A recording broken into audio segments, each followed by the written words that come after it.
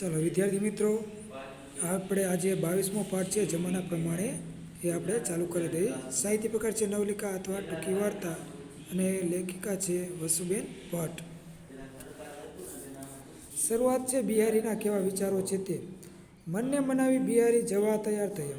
એટલે મનને મનાવે છે અને એ પોતે બહાર નીકળવા તૈયાર થાય છે. ધોતિયાની જે પાટલી છે સરખી કરે છે, એટલે ધોતિયું સરખું પહેરે છે, માથે ટોપી પણ મૂકે છે અને હાથમાં લાકડી લઈને ચાલવા જાય છે. ત્યાં ખ્યાલ આવ્યો કે બારણે તાળું મારવાનું તો રહી જ ગયું. પછી એને વિચાર આવ્યો છે કે યાર, હું તો જવા તો બહાર જાઉં છું, પણ બારણું બંધ કરીને તાળું મારવાનું તો ભૂલાઈ જ ગયું. બારણે તાળું મારવા માન તૈયાર થયેલું મન ભાંગી પડતું અને બારણે તાળું મારવાનું મન તૈયાર કર્યું ત્યાં તો એનું મન છે હતાશ થઈ જાય છે, ભાંગી પડે છે. બારણા ફરી જોરથી અપાડીને બંધ કર્યા. બારણા ફરીથી જોરથી અપાડીને ભટકાડીને બંધ કરે છે.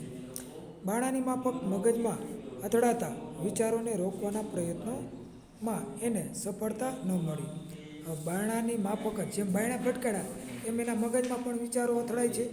તો એ વિચારોને અથડાતા રોકાવાના કોશિશ કરી, પ્રયત્ન કર્યો, પણ સફળતા ન મળી. એટલે રોકાણાને ઘણા બધા અવનવા વિચારો આવવા લાગે છે. મગજ થાકી ગયું અને પગ લથડિયા ખાવા લાગ્યા. એનું મગજ પણ વિચારોના હિસાબે થાકી ગયું, પગ પણ લથડિયા ખાવા માંડ્યા. પગથિયા પાસેનો થાંભલો પકડી તે ત્યાં પછી બેસી જાય છે. થાકી ગયા છે મનના વિચારોથી, એટલે હતાશ થઈને અહીંયા બેસી જાય છે. બહારના રસ્તેથી 3-4 સમવયસ્ક કન્યાઓ રંગરંગીન પોશાકમાં હસતી કૂદતી એકબીજાને ધબ્બા મારતી પતંગિયાની માફક પસાર થઈ. હવે બહાર રસ્તામાં જોયું તો 3-4 સમવયસ્ક એટલે સરખી ઉંમરની છોકરીઓ અહીંયા રંગબેરંગીન કપડાં છે અવનવા પહેરીને હસતી કૂદતી એકબીજાની મજાક મસ્કરી કરતી ધબ્બા મારતી અહીંયાથી પતંગિયાની જેમ નીકળે છે અને પસાર થાય છે. આ છોકરીઓને જોઈ નાખી દીધેલી નિરાશા વળી પાછી બિહારી પર ચડી બેઠી. આ છોકરીને જોઈને તો એની જે નિરાશા હતી એ વળી પાછી જાગે છે કે ના, હવે મારે મારી દીકરીને પણ આવી રીતે સમજાવવી પડશે. એટલે એવા વિચારો ફરી પાછા આવવા લાગ્યા. નીલાને નહીં તો કોઈ બેનપણી કે નહીં તો કોઈ સૈયર. જો નીલા એની દીકરી છે, એને તો નહીં કોઈ બેનપણી. સૈયર એટલે બેનપણી થયું સખી, સૈયર કયો ગમે તે કયો, બરાબર. એને કાંઈ નહીં પહેરવા ઓઢવાનું કે હરવા ફરવાનું પણ શોખ. નીલાને તો નહીં કાંઈ એવું અવનવા કપડાં કે રંગબેરંગી લેટેસ્ટ બેટસ લટિયા પાડીને પટિયા પાડીને એવો કાંઈ શોખ નહીં હરવા ફરવાનો શોખ. બસ જ્યારે જુઓ ત્યારે પછી અધૂરું વાક્ય છોડી દે છે, એટલે મતલબ ઘરમાં જે વાંચ્યા રાખે. ઘેરાયેલા આકાશમાં ઘનઘોર વાદળો ઉમટી આવતા સદંતરે અંધકારનું સામ્રાજ્ય વ્યાપી જાય તેમ બિહારી લાલનું અંતર નિરાશાના અંધકાર અને દુઃખના ભાર નીચે દબાઈ ગયું. અને આમ ઘેરાયેલા આકાશ અતિશય વાદળો આવે અને આકાશને ઘેરી લે એમ ઉમટી પડે એમ આવતા સદંતર એટલે કાયમને માટે અંધકારનું સામ્રાજ્ય એટલે પ્રભાવ ફેલાઈ જાય છે. તેમ બિહારીના મનમાં પણ આવા અંતરમાં એટલે હૃદયની લાગણીમાં નિરાશાના અંધકાર, જે હતાશાના અંધકાર રૂપી અને દુઃખના ભારણ સુધી નીચે દબાઈ જાય છે. અતિશય વધારે દુઃખની લાગણી થાય. દબાવી રાખેલ ડૂમો હમણાં છૂટી પડશે અને દુઃખની લાગણી છે હમણાં જ રોઈ પડશે, ડૂમો આવી જશે એવો ભય લાગતા, બીક લાગતા બિહારીએ ખોખારો ખાઈને મનને સ્વસ્થ કરવાનો નિષ્ફળ પ્રયત્ન કર્યો કે ભાઈ હાલો, મને કાંઈ દુઃખ નથી. એવી રીતે સજાગ થાય છે, ખોખારો ખાઈને જાગૃત થાય છે, સ્વસ્થ બનીને એવી રીતે નિષ્ફળ પ્રયત્ન કરે છે. પગથિયા ઉતરી કમ્પાઉન્ડરમાં હિંચકો સુધી પહોંચતા એ આપી જ ગયો. અને પગથિયા સુધી જે કમ્પાઉન્ડરમાં પહોંચે છે, હિંચકા સુધી પહોંચે છે, ત્યાં તો એ પોતે આપી જાય છે, શ્વાસ ચડી જાય છે. ટોપી ઉતારી હિંચકા પર જ બેસી જાય છે પછી. અને બૂટ કાઢી હિંચકાને જોરથી લાત મારી, પાટું મારે છે. એમ લાત મારી એટલે પાટું મારે છે. બૂટ કાઢી નાખ્યા અને હિંચકાને લાત મારે છે. અને તરત જ ખોળામાં મૂકેલી લાકડીથી હિંચકાની ગતિ અટકાવી દીધી. અને તરત જ ખોળામાંથી લાકડી મૂકેલી એ લાકડીથી હિંચકાની ગતિ હતી ને એ અટકાવે છે, ધીમો કરે છે હિંચકો. જમીન પર લાકડી ખોસી એની પર દાઢી ટેકવી એ ફરી પાછો વિચારમાં પડી ગયો. અને એક છેડો જમીન ઉપર આમ ટેકે રાખીને પછી ઉપર વળાંકવાળો લાકડીનો ભાગ હોય તો અહીંયા દાઢીનો ટેકો રાખે છે અને ટેકવીને ફરી પાછા વિચારમાં પડી જાય છે. લાકડીની તીક્ષ્ણ અણીથી જમીનમાં જેમ જેમ ઊંડે ખોદતો ગયો તેમ વિચારોમાં પણ એ એટલો જ ઊંડો ઉતરતો ગયો. હવે નીચેનો ચડવણીવાળો ભાગ હતો, તો જમીનમાં જેમ જેમ આમ ઊંડી જતી ગઈ લાકડી, તેમ તેમ એના વિચારો પણ શું થઈ ગયા? ઊંડા ઉતરતા ગયા. એના વિચારો પણ ઊંડા ઉતરતા ગયા. છોકરીઓને લટકા ઓછા કરવા માટે, અડકવા માટે, રમતિયારપણા માટે, આખો દિવસ બેનપણા સહીપણા માટે બાપે કહેવું પડે, એને બદલે આ તો સાવ ઊંધું થઈ ગયું.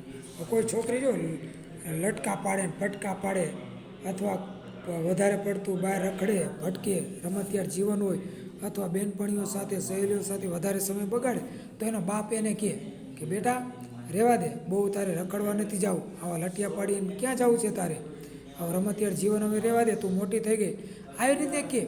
એવું કહેવાને બદલે આ તો ઊંધું થઈ ગયું એમ કે ભાઈ બિહારીને તો એવું કહેવાનું, નીલા તું સારા સારા કપડાં પહેર, તમે ચાલુ કરી દો. એટલે જોશીભાઈ એટલે એના બાપે એવું કહેવાનું હોય, પણ બિહારી અહીંયા ઊંધું કહેવાનું થાય છે. નીલા તું શું કરવા આવા જાડા ખાદીના ધાબળા પહેરે છે, એટલે જાડા ઊનના કપડાં પહેરે છે. કે નીલા તું શું કરવા કોઈને હળવા મળવા જતી નથી, એટલે હળવા ફરવા કેમ નથી જતી, બસ આખો દિવસ એકલી એકલી વાંચ્યા જ કરે, શા માટે તું આમ કરે છે? અને આ બધા માટે બિહારી જવાબદાર હોય તેમ એના અંતરે એના તરફ આંગળી ચીંધી. હવે આ બધા વિચારો જ કરે છે, અને આમ બિહારી પોતે જ જવાબદાર હોય એમ એના હૃદયની લાગણીથી લાગે છે, અને હકીકતમાં એ જ હોય છે. નીલાના જન્મ પછી ગુણિયલ માંદી સાજી રહેવા લાગી. ગુણિયલ એની પત્નીનું નામ છે, યાદ રાખજો, બિહારીની પત્નીનું નામ ગુણિયલ. એ કંઈક સાદી માંદી રહેવા લાગી. સુવાવડમાંથી કંઈક એવો રોગ પેટો કે એની કેળ જ તોડી નાખી. હવે સુવાવડ વખતે છે એને કંઈક એવો રોગ લાગુ પડ્યો, તો એની કમર જ તૂટી ગઈ હતી. નાની નીલાને સાચવવાની, ઘરના કામકાજની, નોકરી કરવાની અને ગુણિયલની ચાકરી કરવાની, આમ બધી જ જવાબદારી કોની ઉપર આવી ગઈ? બિહારીની માથે આવી જાય છે. જો નીલા નાની હતી એની દેખરેખ રાખવી પડે, ઘરનું કામકાજે કરવું પડે અને નોકરી કરવાની પણ કામ ધંધો તો કરવો જ પડે, અને ગુણિયલ ઘરે માંદી છે તો એની પણ સેવા ચાકરી કરવાની, આ બધી જવાબદારી બિહારી માથે આવી પડી. સવારના વહેલી ઉઠી અને કાચું કોરું પકવી દે, એટલે પકવેલું ન હોય ને કાચું કોરું કહેવાય, અને નીલાને તૈયારી પણ કરવાની, ગુણિયલની દવા પણ આપવાની બિહારીને, અને બિહારી પછી નોકરીએ જતો અને બાકીનું કામ પછી પતાવી દેતો, એટલે પૂરું કરી દેતો હતો. ઘરનું કામકાજ નીલાની ઉઠવેજ અને ગુણિયલની માંદગી એની જિંદગી વણે ગઈ હતી. હવે એક તો નીલા નાની હતી, એને ઘરનું કામકાજ, નીલાની દેખરેખ રાખવાની, જે કાયમના માટે છે ધ્યાન રાખવાનું છે તે, અને ગુણિયલની માંદગી છે તે એની પણ સેવા ચાકરી કરવાની, એમાં જ એની જિંદગી વણાઈ ચૂકી હતી. ઓફિસમાં સૌ કોઈ એને એના તરફ આદર અને લાગણીથી જોતા. હવે બિહારી તો બધી છે સારું એવું જ હતું, એટલે એના જે સહકર્મચારીઓ છે એને આદર માનથી છે એ જોતા હતા, લાગણીથી જોતા હતા. એનું કામ આળોપી આપવામાં પણ મદદ કરતા. એનું કામ છે એ વધારે હોય, પૂરું ન થયું હોય તો એને પૂરું કરવામાં પણ મદદ કરતા હતા એને સહકર્મચારીઓ. પોતાને ઘેર કંઈ સારું ખાવાનું બનાવ્યું હોય તો બિહારી માટે ડબ્બામાં લઈ આવતા હતા અને આગ્રહ કરીને જમાડતા હતા. જો એના સહકર્મચારીઓના ઘરે, એની સાથે કામ કરનારા લોકો છે એના ઘરે કોઈ સારું કાંઈ રાંધેલું હોય, બનાવ્યું હોય તો બિહારી માટે પણ ડબ્બામાં લઈ આવતા હતા અને એને આગ્રહ કરીને, વિનંતી કરીને જમાડતા હતા.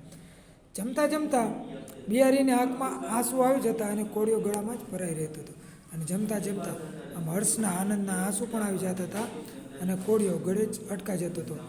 આંસુ એટલા માટે કે કારણ કે નીલુને જન્મ ધરીને આવું સ્વાદિષ્ટ ક્યારેય ખાધું નથી અને પોતે અહીંયા ખાય છે, અને બીજું કે એના સહકર્મચારીઓ આટલી એની દેખરેખ રાખે છે, ધ્યાન રાખે છે, એ બે વચ્ચે એને આંખમાં આંસુ આવી જાય છે.